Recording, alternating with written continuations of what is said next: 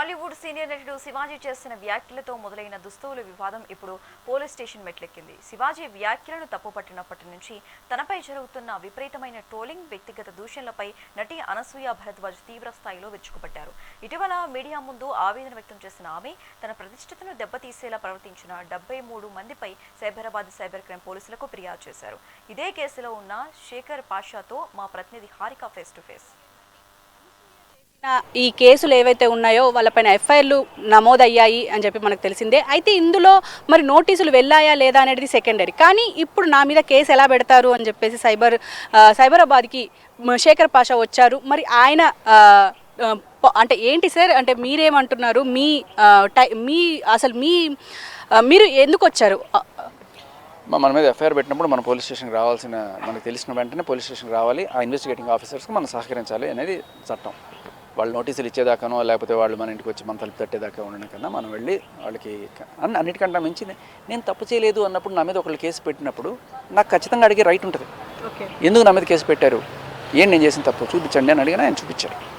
దాంట్లో మరి మీరు చెక్ చేసుకున్నారా లేకపోతే అంటే లేదని ఇది ఆవిడ ఇచ్చిన కంప్లైంట్ మాత్రమే. మరి కంప్లైంట్ మీరు చెక్ చేసుకోకుండా ఎలా పెడతారు, నేను నిజంగా నేరం చేస్తే పెట్టాల్సింది అంటే అలా కాదని ఇది ఎఫ్ఐఆర్లో కంప్లైంట్ ఎవరిచ్చినా మేము తీసుకోవాల్సి వస్తుంది. అది ఎఫ్ఐఆర్ అంటారు దాన్ని. తర్వాత దాన్ని వ్యాలిడేట్ చేస్తాము. వ్యాలిడేట్ చేసిన తర్వాత దాంట్లో ఏదైనా ఉంటే ఖచ్చితంగా అది దానికి తగ్గ సెక్షన్లు అట్రాక్ట్ అవుతాయి, లేకపోతే ఉండదు. సరే, దాంట్లో నేను ఏదో 2 టీవీ ఛానల్స్లో ఇచ్చిన లింక్లో పెట్టింది.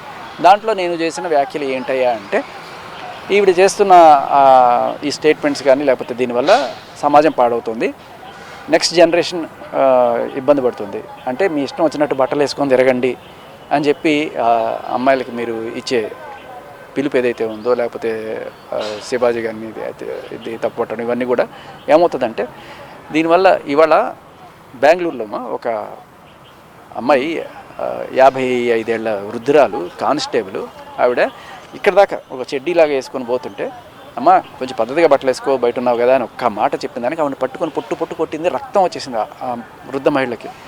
సో ఈ ట్రెండ్ రేపు కూడా కొనసాగుతుంది. ఇప్పుడు నాగబాబు గారు చెప్పారు, లేకపోతే ఇంకొకళ్ళు అన్వేష్ గారు చెప్పాడు, నేను గుడ్డ ముక్కలు కట్టుకొని తిరుగుతా, కర్చీఫ్లు కట్టుకొని తిరుగుతాను, వెళ్తే ఎవరమ్మా నష్టపోయేది? మన పిల్లలు కదా, మన అమ్మాయిలు కదా, మన అమ్మాయిల గౌరవం కదా నష్టపోయేది. వాళ్ళు ఎవరో ఏదో చేస్తారని కదా, మనం చూడడానికి అసహ్యంగా ఉంటుంది కదా.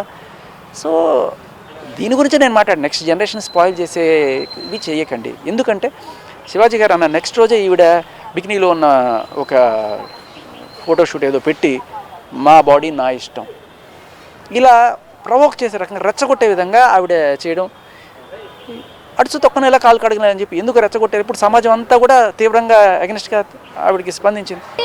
బట్టలకు సంబంధించి గత కొన్ని రోజులుగా ఎప్పుడైతే శివాజీ స్టేజ్ పైన మాట్లాడారో అప్పటి నుంచి ఆవిడ ట్రోల్ అవుతూనే ఉన్నారు. అందులో ముఖ్యంగా కొంతమంది ఆవిడకి సపోర్ట్గా ఉన్నారు, కొంతమంది ఇండస్ట్రీ వాళ్ళు సపోర్ట్గా ఉన్నప్పటికీ మళ్ళీ ఇప్పుడు వాళ్ళు కనిపించడం లేదు.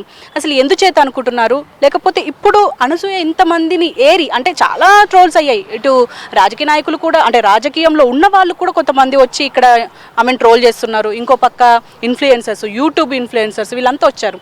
అంటే అసలు ఎందుచేత అనుకుంటున్నారు? మీరేం చెప్పదలుచుకున్నారు? మద్యపానం సరే లీగల్గా లైసెన్స్ ఇచ్చింది గవర్నమెంట్, అలా అని అది చెడ్డదని మనం చెప్పకుండా ఉన్నాం కదా. అలాగే నీకు స్వేచ్ఛ ఉంది, అలాగని బూతులు మాట్లాడమని చెప్పాం కదా. అలాగే బట్టలు వేసుకోవడానికి కూడా నీ ఇష్టం వచ్చిన బట్టలు వేసుకో. మీరు ప్యాంటు షర్ట్ వేసుకున్నారు, కొంతమంది చీర కట్టుకుంటారు, ఓకే, బట్ యువర్ డీసెంట్. నేను ఇక్కడ దాకా వేసుకుని లేకపోతే బికినీలు వేసుకుని నేను అడ్డమైన పోజులు పెట్టుకుని నేను తిరుగుతా, ఇది నా స్వాతంత్రం అంటే దట్ ఈస్ అబ్సినిటీ. అబ్సినిటీ అనేది కూడా ఒకటి ఉందని గుర్తించండి. నీకు అబ్సినిటీ అనిపించేది నాకు అబ్సినిటీ కాకపోవచ్చు, నాకు అనిపించేది వాళ్ళకి కాకపోవచ్చు. కానీ ఇప్పుడు ఒక సమాజం డిసైడ్ చేస్తుంది ఏది అబ్సినిటీ అనేది. అమెరికాలో అబ్సిన్, గోవాలో అబ్సిన్ కాకపోవచ్చు, బట్ ఇక్కడ అది అబ్సిన్. So when you are in Rome behave like a Roman అంతే. ఇక్కడ ఉన్నప్పుడు ఇక్కడ సమాజం ఇక్కడ విలువలకి తగ్గట్టుగా ఉండకపోతే సమాజం ఇలాగే ట్రీట్ చేస్తుంది. సో నేనేమనుకుంటున్నానంటే ఇలా జనాలు ట్రీట్ చేస్తున్నారు అనే విషయం చాలా మందికి తెలుస్తుంది ఇవాళ. ఎందుకంటే అందరికీ తెలుస్తుంది ఆ కామెంట్లు కావచ్చు, ఇవన్నీ కూడా. సో చూసిన కొంతమంది ఎవరైతే ఉన్నారో, లేదు ఇంతకుముందు అనసూయలాగా మారదాం మనం కూడా, అలాగే బట్టలు వేసుకుందాం మనం కూడా అనుకున్న వాళ్ళు ఎవరైనా సరే, అమ్మో మనం ఇలాంటివి వేసుకొస్తే మనల్ని కూడా ఇంత అనుకుంటారు, సమాజం ఇంత దారుణంగా మనల్ని అనుకుంటుంది అనే ఒక స్పృహ వచ్చి నేను చూస్తున్నాను చాలామంది పద్ధతిగా తయారవుతున్నారు ఈ మధ్యకాలంలో. ఇట్స్ నాట్ దట్ వాళ్ళకి ఇంతకుముందు ఆ ఇంటెన్షన్ ఉందని కూడా కాదు, తెలుసు తెలియక వేసేసుకున్నారు, వాళ్ళు ఏదో ఫ్యాషన్ అనుకుంటున్నారు, దాంట్లో వెళ్ళిపోతున్నారు. బట్ ఒకసారి ఒక సమాజం అంతా ఇట్లా ఉంది అంటే అమ్మో వాళ్ళకి ఏమి ఇంటెన్షన్ లేదు, వాళ్ళు మంచిగానే ఉందాం అనుకుంటారు, ఇది ఫ్యాషన్ అనుకుంటారు. తప్పులేదు, నేను వాళ్ళని కూడా తప్పట్ను. కానీ నలుగురు ఇట్లా అనుకుంటున్నారని తెలియగానే వాళ్ళు మారారు, చూసారా, అది రెస్పాన్సిబిలిటీ. ముఖ్యంగా అంటే మీ పైన కావచ్చు, ఇంకా ప్రియా చౌదరి, ఇంకా సంధ్యారెడ్డి, వీళ్ళందరి మీద సెక్షువల్ హెరాస్మెంట్ కేసులు పెట్టిన. ఇందులో ఈ 73 మంది పైన ఇది అంటే లోపల అధికారులు ఏం చెప్తున్నారు అంటే మీ పైన కూడా అదే కేసు నాకు తెలిసి ఎలా అంటే ఏం చెప్తున్నారు అంటే వాళ్ళు దీన్ని యాక్చువల్గా వాళ్ళు చెప్పింది ఏంటంటే ఇవ్వంగానే అంతా ఏమైపోదండి, ఇది లీగల్ ఒపీనియన్ కూడా పంపిస్తాం, ఇది డిఫమేషన్ కిందకు వస్తుందా లేకపోతే క్రిమినల్ దీనికి వస్తుందని మేము చెక్ చేస్తున్నాము. బట్ స్టిల్ ఇది ఏంటంటే ఇప్పుడు 73 మంది ఉన్నారు, ఎవడెవడు ఏమేం చేశాడు అనే దానికి ఒక్కొక్క సెక్షన్ వాళ్ళ పేరు మీద పెట్టరు. ఎఫ్ఐఆర్లో ఎలా ఉంటుందంటే సెక్షన్లు ఊరికి పైన రాసేస్తారు, పేర్లు ఇట్లా రాస్తాయి. అలా కాకుండా మేబీ మన ఫ్యూచర్లో మన ఎఫ్ఐఆర్స్ కూడా చక్కగా అప్డేట్ అయ్యి ఇదిగో వీడి పేరుకి ఈ సెక్షను, వీడి పేరుకి ఈ సెక్షను, వీడి పేరుకి ఈ సెక్షను అని చెప్పి ఒక దాని ఏమంటారంటే కంబైన్డ్ ఎఫ్ఐఆర్స్ ఏవైతే ఉంటాయో దాంట్లో ఇలా రాయడం వల్ల ఒక క్లారిటీ ఉంటుంది.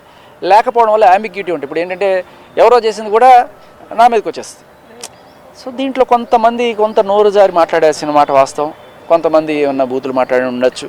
కానీ ఇది రేపు కోర్టుకు వెళ్ళినా కూడా చట్టం ఏం చూస్తుందంటే ఇది కావాలని అన్నారా, లేదు ఒక పర్టికులర్ ఫియర్స్ డిబేట్లో ఒక డిస్కషన్ పాయింట్లో అలా ఒక కోపంలో లేకపోతే ఒక ఉద్వేగంలో వచ్చేసిన ఇదే అనే చూస్తాం. సో అటువంటిప్పుడు అది అట్రాక్ట్ కూడా కాదు, భ్రమ. నేను చెప్తున్నా, ఎవరైనా సరే సహేతుకరమైన విమర్శలు చేయండి, బూతులు మాట్లాడకండి. మాటల్లో బూతులు ఎలా ఉంటాయో అలాగే బట్టల్లో కూడా బూతులు ఉంటాయి. సో బూతు బట్టలు వేసుకోకండి, బూతు మాటలు మాట్లాడకండి, అంతే. అంటే మీరు ఫైనల్గా మీరు అసలు అసభ్యకరంగా మాట్లాడకపోయినా మీ మీద ఎందుకు కేసు పెట్టాల్సి వచ్చింది అనసూయకి? మంచి ప్రశ్న అమ్మా, నిజమైన ప్రశ్న. ఏంటంటే నేను నిజాలు బయటికి తీసుకొస్తున్నాను. సో జనాలు తిడుతున్నారు, కొంతమంది తిట్టడం కాదు, ఇప్పుడు మనం అడుగుతున్నాం, అమ్మా నువ్వు ఆ రోజున స్కేరీ సిచ్యువేషన్, శివాజీ సామాన్లు అన్న పదానికి జనాలందరూ కూడా, అక్కడున్న యూత్ అందరూ కూడా హే హే హే హే అని నవ్వారు. ఆయన అన్న మాట కన్నా వీళ్ళ నవ్వు నన్ను ఎక్కువ భయపెట్టింది, వీళ్ళ చప్పట్లు నన్ను ఎక్కువ భయపెట్టింది అని ఈవిడ. భయపెట్టడం అంటే ఏంటి? వీళ్ళందరూ ఆవిడ ఇంటికి వస్తారా? ఆవిడ ఇంటికి వచ్చి ఏమైనా గొడవ చేస్తారా? ఆవిడ ఎందుకు భయపడిందో ఆవిడకి తెలియాలి మరి మొత్తానికి. సరే భయపడింది, సమాజం ఎటుపోతుంది అనే కోణంలో ఆవిడ భయపడింది అనుకుందాం. నా పిల్లలు పెరగాల్సిన ఆడపిల్లలు అంటే ఆవిడకి ఆడపిల్లలు కూడా లేరు, బేసికలీ మగపిల్లవాడే కదా. సరే కానీ సో మొత్తానికి పాపం మన పిల్లల గురించి అందరి పిల్లల గురించి ఆలోచించి ఆవిడ భయపడింది అనుకుందాం. మరి ఆవిడ చేసింది ఏంటి? కొన్నాళ్ళ క్రితం రాశిగారి ఫలాలు అని మాట్లాడినప్పుడు మీకు ఇది అనిపించలేదా? అది పెట్టి అవతల వాళ్ళు నవ్వుకుంటున్నారు కదా. ఏది సామాను అన్న పదానికి ఫలాలు అన్న పదానికి పెద్ద తేడా ఏం లేదమ్మా, అదే మీనింగ్. సామాన్ అన్నా కూడా బూతు కాదు, ఫలాలన్నా కూడా బూతు కాదు. ఆ కంటెస్ట్లో అది బూతు, ఈ కంటెస్ట్లో ఇది బూతు. అలా బూతులు మాట్లాడి అక్కడ నాగబాబు గారు లేకపోతే రోజా గారు నవ్వుకుంటుంటే ఆ రోజు నవ్వు మీకు కనబడలేదా? శివాజీ అన్నప్పుడు నవ్వే మీకు కనబడిందా? మరి ఆ నవ్వుకి మీరేం సమాధానం చెప్తారు?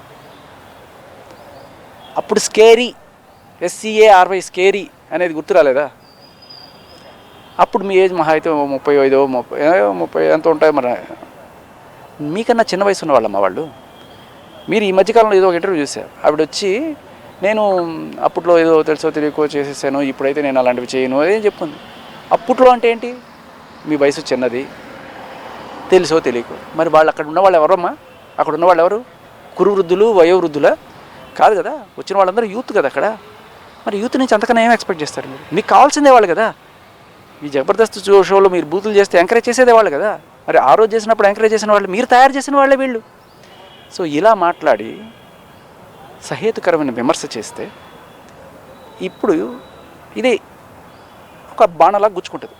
అవి ఊరికే ఏదో ఒకటి నువ్వు డాష్ డాష్ డాష్ నువ్వు అది ఇది అని చెప్పి తిట్టారనుకోండి, అది పెద్ద ఉండదు. నిజం ఎప్పుడు గట్టిగా గుచ్చుకుంటుంది బూత్ కన్నా. మీరు అనేది అదే, మీరు మాట్లాడితే నిజం మాట్లాడండి, సహేతుకరమైన లాజికల్ విమర్శ చేయండి తప్ప బూతులు మాట్లాడాల్సిన అవసరమే లేదు.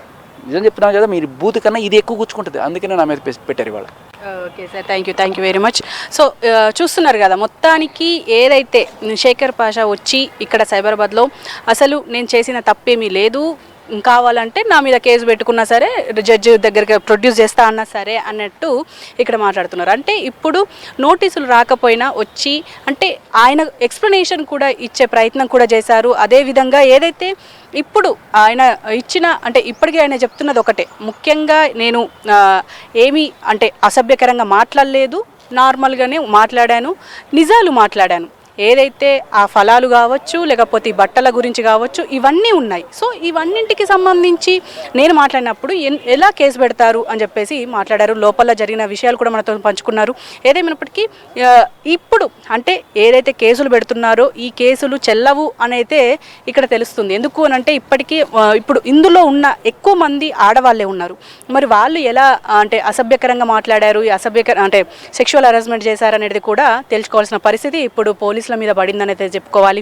ఎందుకంటే ఇప్పటికీ అంటే ఒక రకమైన ఇటు ఫెమినిస్ట్ అని చెప్పేసి, ఇటు సూడో ఫెమినిస్ట్ అని చెప్పేసి ఇప్పటికీ ఒక పక్క జరుగుతూ ఉంది ఒక వాదన. మరి ఇలాంటి సందర్భాల్లో ఇప్పుడు మనం చూసాము, ఈ ఇంతకు ముందు శేఖర్ పాషా కూడా మనకు ప్రస్తావించారు, ఎవరైతే ఒక మహిళని బస్సులో హెరాస్ చేస్తుంటే అక్కడే ఉన్న కానిస్టేబుల్ ఆపి ఎందుకమ్మా ఇలాంటి బట్టలు వేసుకున్నావు, వాళ్ళని పంపించేసి తర్వాత ఆమెను కాపాడిన తర్వాత ఆ మాట అంటే ఆమెను రక్తం వచ్చేలా కొట్టింది. మనం కూడా చూసాము, ఎలా చేశారు అని చెప్పేసి కూడా బాధపడ్డాము.